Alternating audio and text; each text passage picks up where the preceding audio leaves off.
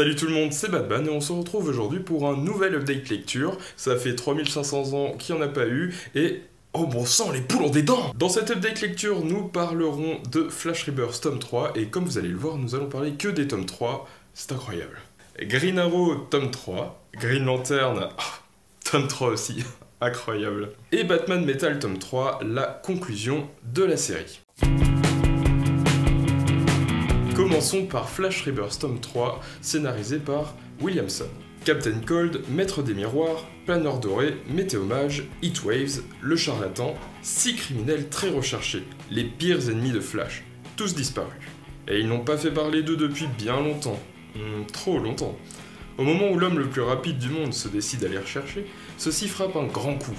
Aidé de Wally West, l'éclair écarlate réussira-t-il à déjouer le plan de ses redoutables adversaires? Flash Rebirth est une très bonne saga et je dirais pas que c'est une très bonne porte d'entrée vu qu'elle se situe vraiment juste après la saga des New 52, mais bon, bref.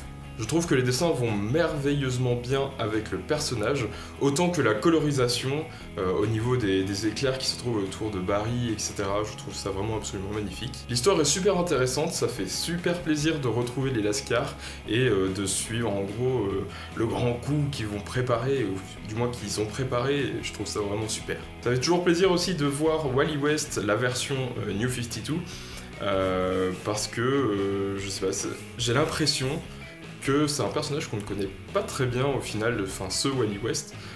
Il y a tous les récits des Teen Titans à côté, hein, où ça approfondit un petit peu plus, mais voilà, j'ai l'impression de ne pas le connaître, et au final, d'avoir l'ancien Wally qui revient, je trouve quand même que c'est un peu bordélique, mais bon ça, je pense que c'est voulu, et j'espère que c'est voulu, parce que sinon, dommage. Mais voilà, j'ai vraiment pas été déçu de ce tome, je l'ai trouvé vraiment génial, très sympa à lire et très rapide à lire, pour un Flash. Donc voilà, je vous conseille absolument ce tome et cette saga si vous ne l'avez pas encore lu. Je vous conseille quand même de commencer par les New 52 afin que vous ayez l'histoire dans sa globalité. Continuons sur Green Arrow tome 3, Hors la loi, scénarisé par Benjamin Percy et dessiné par pas mal de personnes. Oliver Queen a tout perdu. Sa sœur Emiko est portée disparue, sa fortune a été dilapidée et la terre entière le croit mort. Mais tout ça n'était que le début des ennuis. Tout en s'efforçant de récupérer ce qu'il a perdu, Oliver continue de patrouiller dans les rues de Seattle en tant que justicier masqué. Mais un second archer fait soudain son apparition, laissant derrière lui une série de meurtres pour lesquels Oliver devient très vite le principal suspect.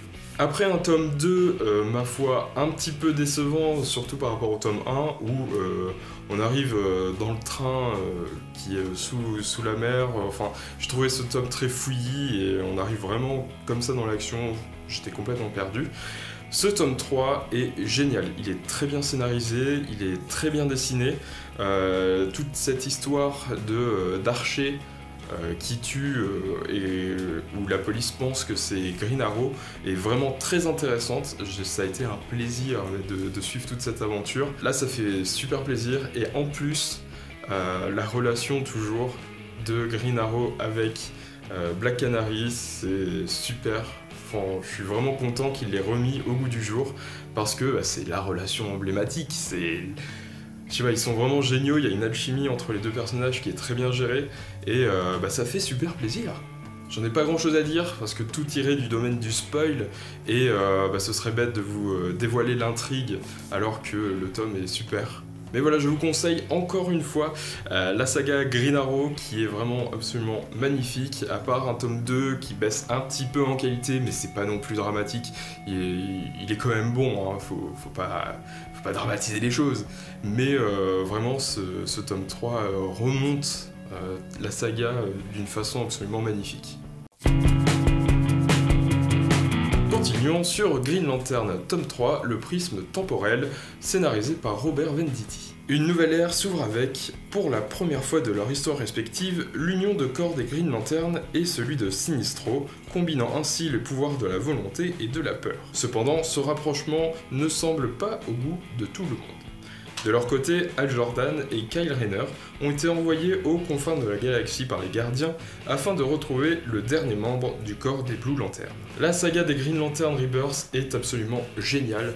Depuis le premier tome, je trouve que c'est scénarisé d'une main de maître. Cette idée d'union entre le corps des Green Lantern et de Sinestro est très bien faite et ça fait plaisir parce que ça aurait pu être très casse-gueule, mais ça fonctionne très bien et ça fait super plaisir encore une fois de retrouver certains personnages tels que Kyle Rayner, qui est un personnage que des New 52, je suis pas sûr qu'on l'ait vu à part pour tout ce qui est Brightest Day et Blackest Night, mais voilà, ça fait super plaisir de le voir réintégrer tout cet univers, toutes ces personnes, parce que forcément toute la relation entre les membres terriens en fait du corps des Green Lantern est toujours aussi géniale à suivre. J'aimerais faire une mention spéciale au dessin de Sandoval que je trouve absolument magnifique. Ça colle, enfin je sais pas, j'adore son trait, j'adore la façon dont il fait les visages. Et voilà, je le trouve absolument magnifique, je vous conseille absolument de lire cette saga. Et dans ce tome, ce que j'ai beaucoup aimé aussi, c'est Guy Radner, que en général on le voit surtout comme un gros bourrin, un peu sans cervelle, ou du moins un peu l'idiot du groupe. Bon, il est toujours bourrin, mais, mais il est super attachant dans ce tome, et je sais pas, sur une certaine scène d'action, j'étais là, allez c'est parti mon gars. Enfin voilà, ça fait super plaisir de retrouver tous ces personnages ensemble, et cette saga est portée vraiment d'une main de maître. Elle est absolument badass. Hal Jordan, déjà d'avoir son anneau forgé par lui-même, enfin le gars sa volonté pure et au maximum. Et voilà, j'ai trouvé cette saga absolument magnifique, j'attends la suite avec impatience. Finissons sur Batman Metal, tome 3, Matière Hurlante. Alors c'est scénarisé par pas mal de personnes, Scott Snyder principalement pour la saga principale, James Tynion IV, Josh Williamson, Robert Venditti, Jeff Lemire et Grant Morrison. Et au dessin, je vous ferai le listing à l'écran parce que voilà, il y a du monde, hein, notamment Capullo, Jimenez, Kirkham, il y a du bon. Je fais partie de ces personnes qui ont adoré les 2 premiers tomes de Batman Metal, même si j'avoue, hein, bien sûr il y a des défauts, hein, tout n'est pas parfait, c'est quand même un peu le bordel, mais bon, je trouve que le travail d'Urban Comics a été très bon de ce côté-là, en rassemblant les tie-in avec le récit principal, ce qui me permet d'avoir plus de profondeur et d'avoir l'histoire plus élargie. Mais voilà, j'ai trouvé ce tome 3 vraiment génial, c'est la conclusion de cette saga. Je trouve par contre que oui, la conclusion arrive un peu vite, que c'est un peu expédié, surtout si on se consacre vraiment sur les chapitres principaux de Batman Metal. On pourrait se dire que c'est quand même assez expédié pour un événement qui se veut aussi important pour l'univers DC Comics. Mais voilà, j'ai quand même trouvé ça super, et en plus le récit principal propulsé par les dessins de Greg Capullo.